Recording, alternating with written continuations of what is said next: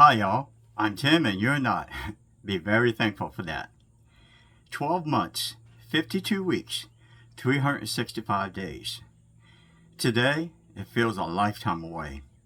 We have been so blessed by so many people. The Almighty has shown His grace and power, working through His children, from our local faith fellowship, and even some who don't attend, but still wanted to help. We will forever be grateful for those who listened to that still small voice when He whispered, "Help them." May Yeshua bless all you who gave of themselves and their resources.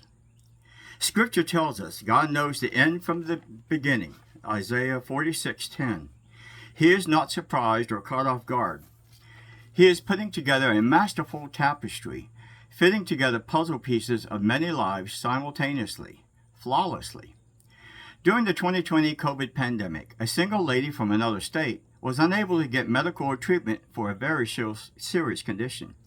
She moved to the Tri-Cities, where a little common sense could still be found. Now, though a lifetime renter and not having much extra, she was able to qualify for a special Tennessee program to purchase a small home. She got a recently remodeled house high on a hill with a large deck, an incredible view of 3 different mountain ranges, all situated just a mile or so from medical offices, the hospital, and a vibrant downtown community. The perfect little nest to reflect, recover, and plan for the future. After a year of treatment and solitude, she recovered medically, along with developing a deepened faith and purpose. She was now ready and willing to move on to whatever the Lord Yeshua had in store for her. This precious lady we will refer to as LD for privacy reasons. LD once told us that she said to herself, "Why did I buy this house?" For once given a clean bill of health by her doctors, she had a strong urge to travel to Europe, then possibly to somehow help in Israel. As mentioned previously in the YouTube video, Furious Flood, Fantastic Freedom, when Linda and I found ourselves homeless, we spent one night in a borrowed tent, 2 nights with some other friends from the fellowship. Then our friend LD asked us to visit.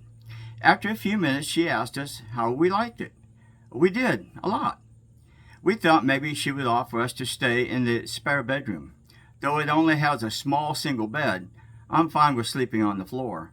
Instead, she grabbed a handful of clothes and told us, "It's yours." She got in the car and drove off. We were in shock for the second time in 4 days. We looked at each other and said, "What just happened?" She left food in the fridge and freezer and a well-stocked pantry, $1,000 worth of every kitchen appliance you can think of, with a flat-screen TV complete with cable, internet, and Wi-Fi. It was like going to a full-service Airbnb. Amazing. We were able to get back on our feet. We stayed 5 weeks totally free. Then we arranged a 6-month rental lease. No security deposit, no first and last, just monthly rent, and it was the same as our previous RV lot rent. She even paid for the water and garbage pickup. What a blessing. The reasonable expenses enabled us to pay off our credit cards, and upon completion of the 6-month rental lease, we became qualified for the very same Tennessee state program to actually purchase this property with very little down. Paying off the credit cards also helped our credit score jump up by about 150 points. This further qualified us for this particular program. And get this, during the brief couple of years LD was paying to live here, the home had great appreciation, giving the necessary extra finances needed for her travels. We ended up with the best view in the hood and nice neighbors to boot. In fact, if I'm not quick enough, my neighbor, Fuji, who is 2 years older than me, will cut my yard before I can get to it. A few months in, a salesman knocked on our door. Later, he helped us get cable, internet, Wi-Fi, and unlimited cell service for 2 phones for $100 less than we had been paying for the previous 2 years for just limited cell service.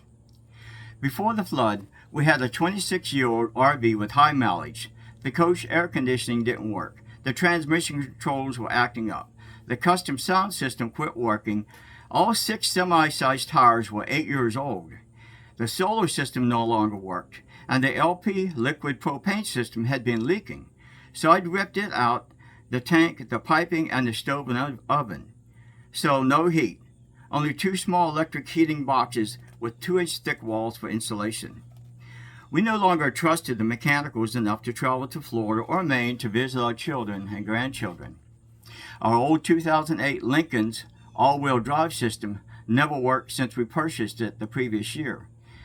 2 months before the flood, I'd installed a new radiator fan set. But shortly thereafter, the car developed a rear main engine seal leak. It was leaking and burning oil. After watching our home get ripped apart by the Nolichucky River, we had to contend with the car using a quart of oil every 40 miles. 1 year later, we have a newer paid-for Toyota that runs like a top. It gets 35 miles a gallon and has already taken us to Florida and Maine this summer to see our 3 young grandchildren in Maine and our daughter's first child, a little boy, our second grandson, named Christian Righteous. In fact, due to Linda's great money management skills, we were able to rent a large Airbnb house for a month within a gated golf club community in Florida to welcome little Christian into the world. 2 months later, we got to spend 9 days in Maine. Before our travels, we were able to get involved in a venture capital group, having interest in Bitcoin, crypto clubs nationwide, along with 2 resorts in El Salvador and the world's first Bitcoin-based credit union, all while living on a $600 a month pension and our Social Security checks. We feel blessed by the Lord Yeshua to be living in the USA. In spite of all her faults, it's still a land of opportunity, if you press in and grab hold of them. I feel sad for those who are still struggling to recover. Unfortunately, life is not fair. I have no profound insight nor advice, except seek Him. I am now 70 years old and have experienced many things, including coming close to death on many occasions. When I sat down and began to recollect, I came up with about 14 times that I came within 2 seconds of literally dying. Either I'm the luckiest guy to ever live, or divine providence had something to do with it.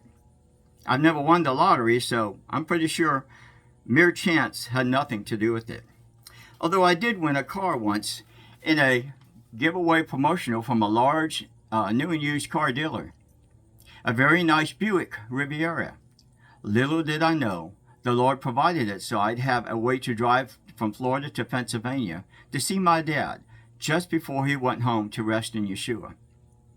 After the funeral and getting back home, the car had engine problems. Yah provided what was needed when it was needed. It sat for months until I sold it for parts. Going back in time, a year out of high school, one Friday night after a night class for welding, I found myself racing a classmate down the expressway. We were side by side, going around a sweeping right-hand turn. My 64 Pontiac Grand Prix with a 389 cubic inch engine and 4-barrel carb was flying, going 70 miles an hour, when I got up onto the center cement divider. Though it was smooth and only about 6 inches high, when I came down off of it, the car turned completely sideways. I countersteered and got it straightened out, but went straight up onto the metal guardrail support cable.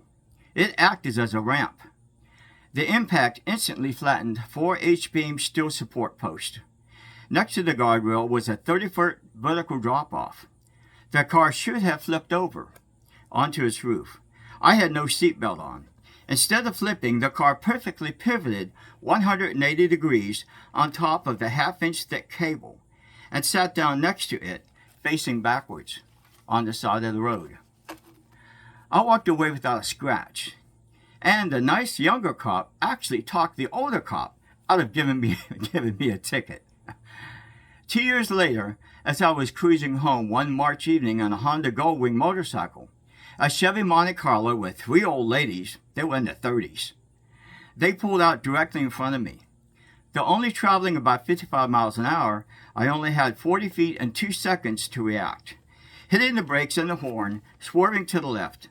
The collision was unavoidable. I flew over the handlebars and over the car, doing a complete flip. Then I first hit the pavement with just my left foot in a totally body-prone position, as if doing a push-up. My nose was less than a foot from the road. I hit with such force, I did a second flip, landing squarely on my back and legs, as if lying on a bed. The same as a professional stuntman, but I am not and was not as such. And I didn't fall on a prearranged pad. I wasn't wearing a face shield, but did have a standard helmet. The helmet, ended up with a single deep scratch running the entire length from just above the eye, clear around the full circumference to the bottom of the back of the helmet. My head was on the road during the entire second flip. I was terrified, for I knew my eternal destination if I died at that moment. The bike was totaled, and the Monte Carlo had to be towed away. I ended up with a scratch on my left arm. 5 minutes later, I dragged the bike off the road and waited for the ambulance. I was worried one of the hysterical old ladies would have a heart attack, and I'd be going to jail. The ambulance crew could not believe I was the biker upon seeing the crash. The previous year, I'd lost my license for failing to stop, blowing past a Pennsylvania state trooper. Again, this is before being a committed follower of Yeshua. Now, after a high-speed chase of 20 miles through 3 counties, I was cornered. I had almost crashed head-on into an oncoming station wagon. Later, the trooper asked how fast I was going. I had no idea. I was looking ahead, not down. He said he hit 125 miles an hour, and I was pulling away. That day I realized the police radio is a lot faster than I was. I have never tried that stunt again. You know, even in our ignorance and stupid choices, the Lord still guides and makes a way for His chosen. You see, I was on my way to college classes located 32 miles away. I ended up losing my driver's license for 6 months and had an $800 fine. This was in 1976. You could buy a nice used car for this amount back then. It just so happened my kid brother, who was still living at home, was also attending the same college. We were like oil and water, but I had a ride to school. In the fall of '78, at a denominational camp meeting week, I made a public confession of Yeshua, though I only knew him by the anti-Semitic name of Jesus. I wasn't quite so wild after that, though I still enjoyed big and fast motorcycles. The following summer, I had a friend who was in a bad bike wreck. Another genius car driver caused my friend to almost die and be paralyzed from the neck down. I visited him in the hospital. He was a big, tough guy. He didn't have time for silly biker clubs. He's more of a don't get in my way kind of guy. He welcomed my visit and we prayed. Within a few years, he got mobility back in his arms and torso. In fact, he went on to compete in the wheelchair Olympics. That was around this time, one Friday afternoon, when the young people in my area would go cruising with their cars or on their bikes. I thought about it, but I knew Friday nights had a lot of drunks out there, and my brother had just been in a motorcycle wreck 2 days earlier, though he was okay. I thought that I'd play it safe, and instead go on a hike just behind my house. Behind my house was a hill that later my wife saw and said, no, it was a mountain. While hiking, I ended up falling off a cliff. I tumbled down about 100 feet and landed next to some guardrails. Not guardrails, railroad tracks. I had a hairline fracture on one arm and was shaken up. Otherwise, I was unhurt. Even though all I was wearing at the time were sneakers and cut-off shorts. No helmet, no shirt, nada.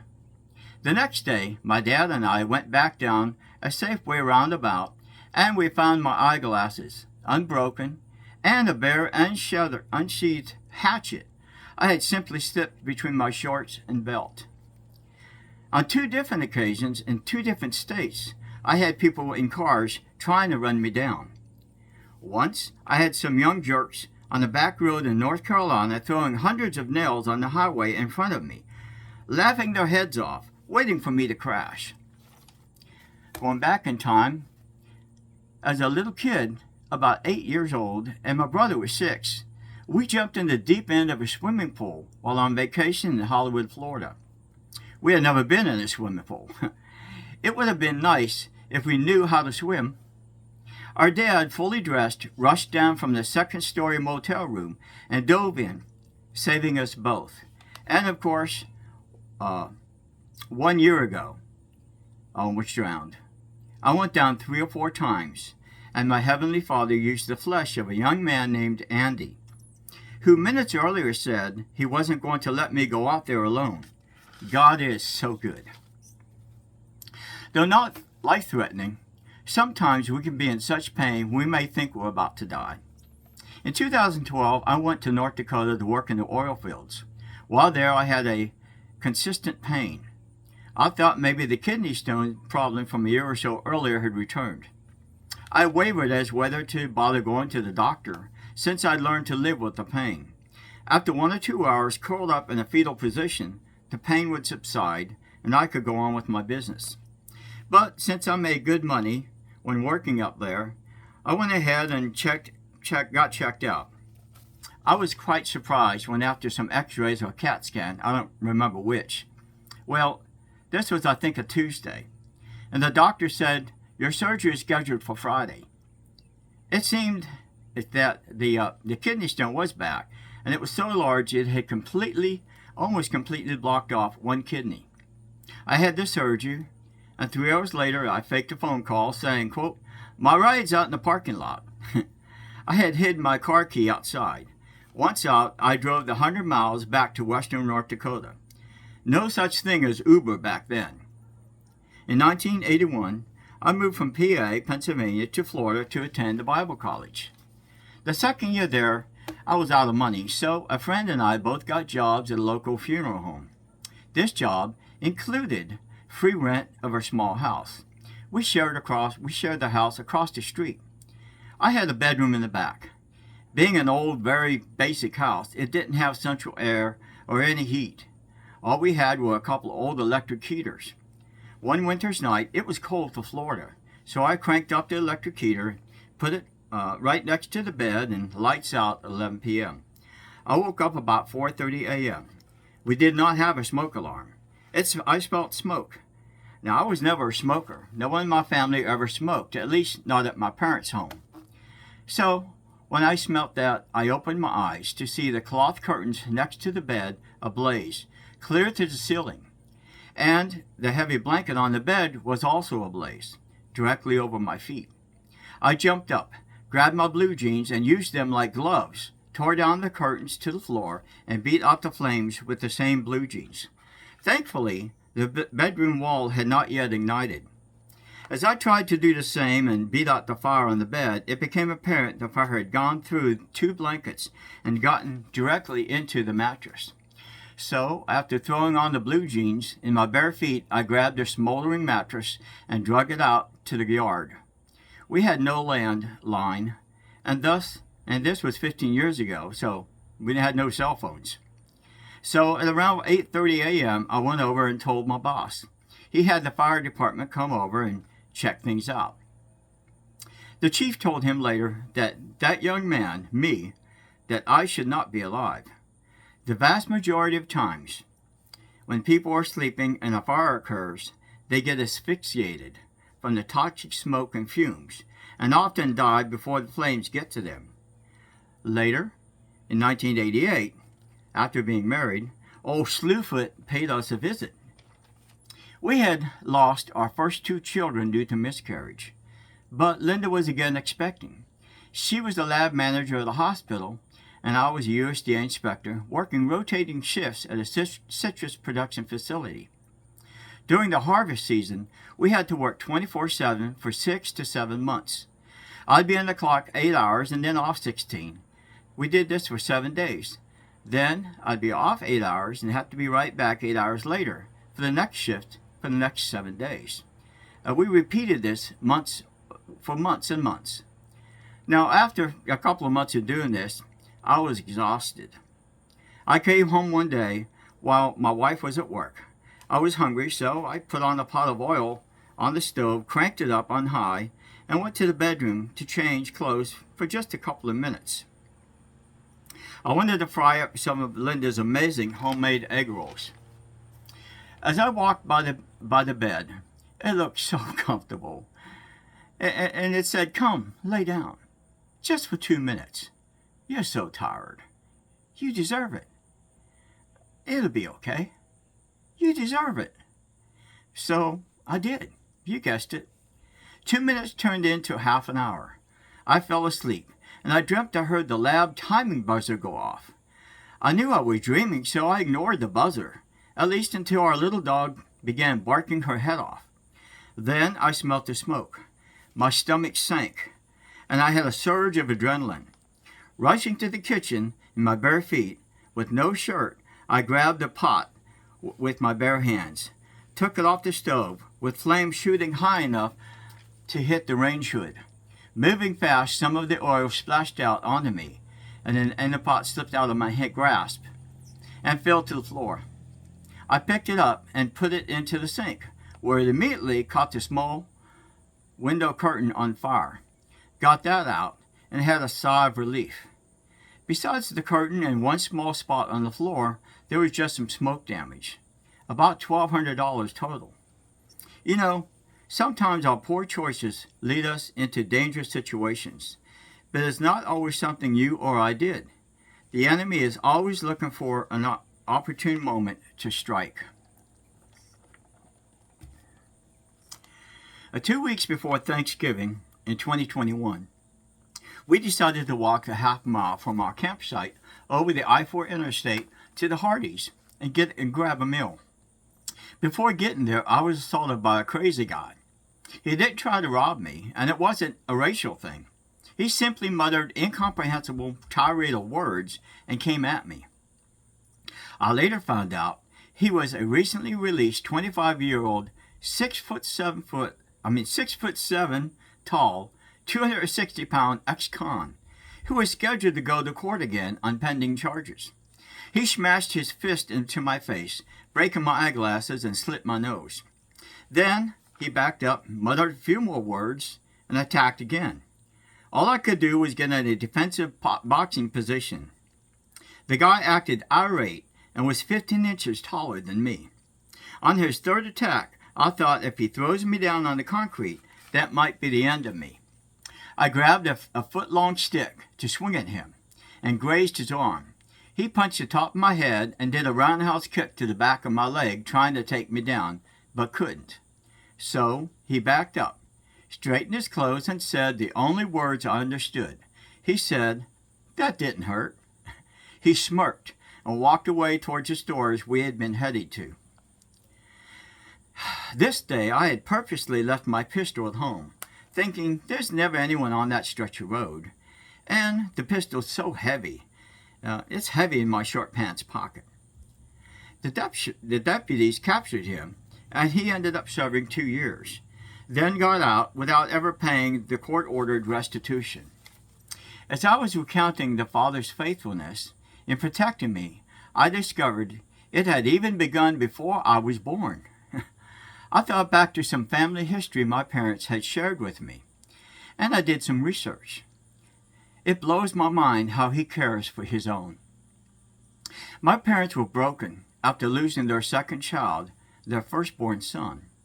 It was 3 days after his first birthday, and somehow he had gotten a hold of a boiling pot of water off the stove. His organs shut down, went into shock, and he died on the operating table. This tragedy brought my parents to accept and trust Yeshua, for they had nowhere else to turn. A little while later, they moved to Indiana to attend Bible college. On March 28, 1954, they didn't know it yet, but I was about 20 days old and had just started to have a heartbeat. My folks, along with 8-year-old sister Linda and 3-year-old Debbie, were living in a mobile home near 9th Street and Arrow Avenue in Anderson, Indiana, when a tornado descended over that little trailer park. It picked up their neighbor's unit right beside us and threw it over a mile away. The father knew they could not bear any more heartache or loss. The enemy meant to destroy. When that didn't work, When that didn't work out, he made sure an inherited gene kicked in, and I was born with a cleft palate, a hole in the roof or top of the mouth, my mouth, where the roof should be. And it made it impossible for me to suck in a bottle for 22 months until I had surgery. The deceiver said to himself, I may not be allowed to kill him outright, so maybe I can starve him or destroy his ability to talk. Well, that plan didn't work out either. After 6 years of speech therapy sessions, I was able to clearly express myself and was blessed later on to be a baritone tenor singer in a college gospel group for 1 year. Y'all is so good.